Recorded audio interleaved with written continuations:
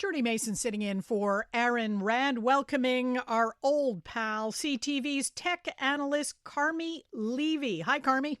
Hello, Trudy. So great to be with you. Yes, and with you. And we've got a little bit of politics to kick off the segment with this week, because we heard earlier this week our Prime Minister musing about the possibility of suspending or otherwise deactivating the Online News Act. What would that do, Carmi? Well, I mean, anytime you use Facebook or Instagram, when you try to link to something from a news site, like if you try to link to something from our own website here at the radio station, you'll get an error message saying that's not available to Canadian users of Facebook or Instagram. And that's precisely because Meta, the company that owns these apps, these platforms, didn't want to comply with the Online News Act, which is a piece of legislation introduced a couple of years ago that would require companies like Meta and Google to pay for using media content on their platforms for linking to it.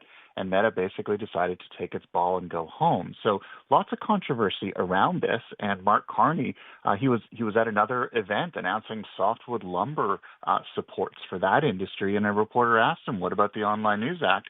He says he's open to getting rid of it, to rescinding it, to coming up with another way, which could open the door to once again being able to use social media tools like Facebook and Instagram to link back to articles that you've seen on a media website, like, for example, CJAD's or the Gazette's, which I think good news for a lot of people, because I know I hear about it almost every day. Somebody is complaining to me about why they can't get news on social media. This could fix it.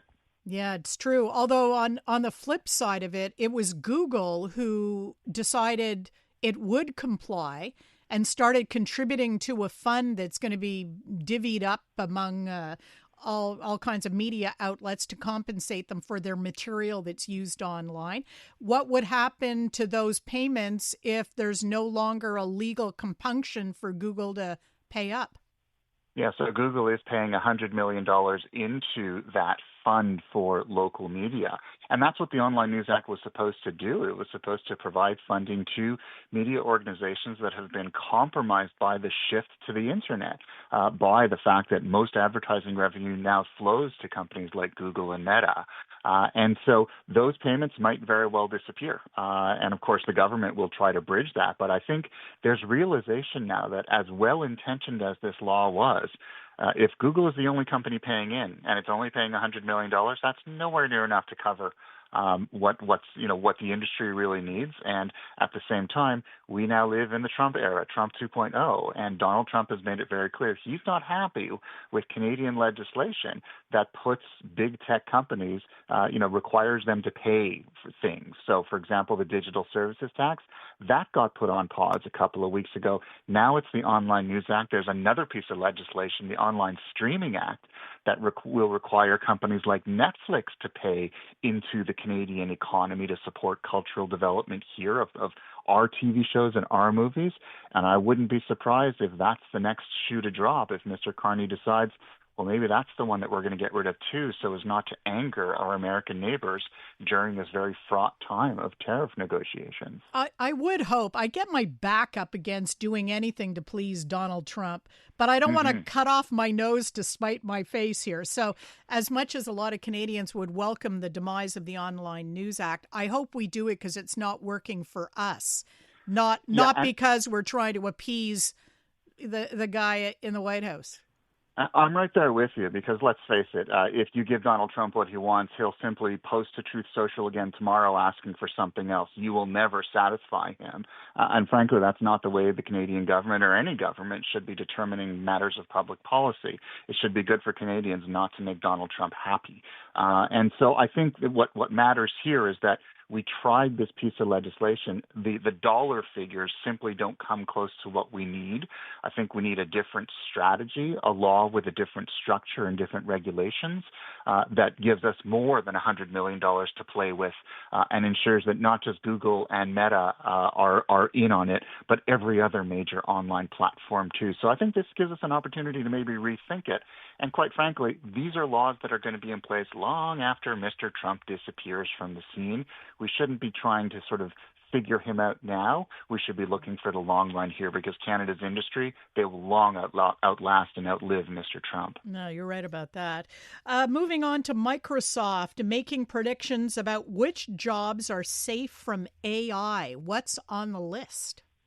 So Microsoft came up with something. Of course, Microsoft is a big AI company. They have Copilot platform that they're incorporating into everything. They've invested lots of money in OpenAI and all that. So they did some research, and they looked at a bunch of different jobs, and they came up with something called an AI applicability score. And they kind of attached it to each role. And what they found was that jobs that have a high AI applicability, in other words, jobs that are likely to be replaced or otherwise compromised by AI, they seem to fall into a number of pretty consistent categories. Knowledge workers. If you work on a computer, you work with mathematics, programming, software development. If you work in an office, administrative support, you work in communications, we're going to hit this one because people like journalists, writers, and editors, we're on that list too, and web developers, ticket agents, things like that. Jobs with a low AI applicability, in other words, jobs that are not, if not immune, they're somewhat less likely to be replaced by AI.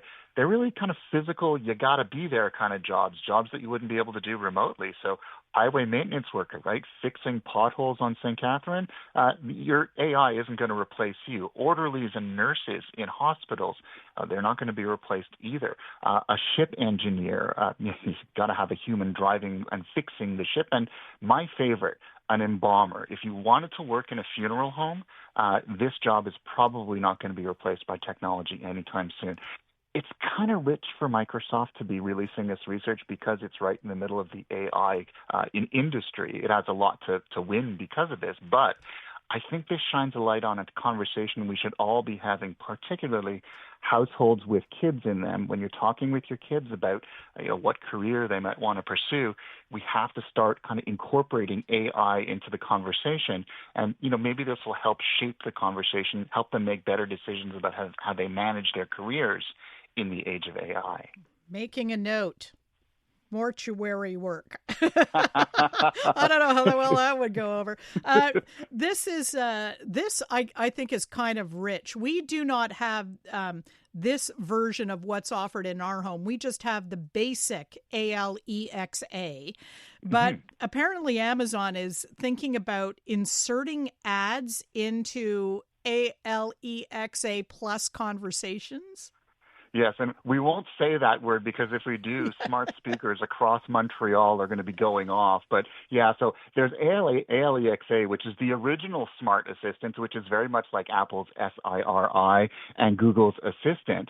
And that's been free ever since the beginning of time. You buy an Amazon speaker or you download the app or you buy an Echo Show smart screen and it's just baked right into it.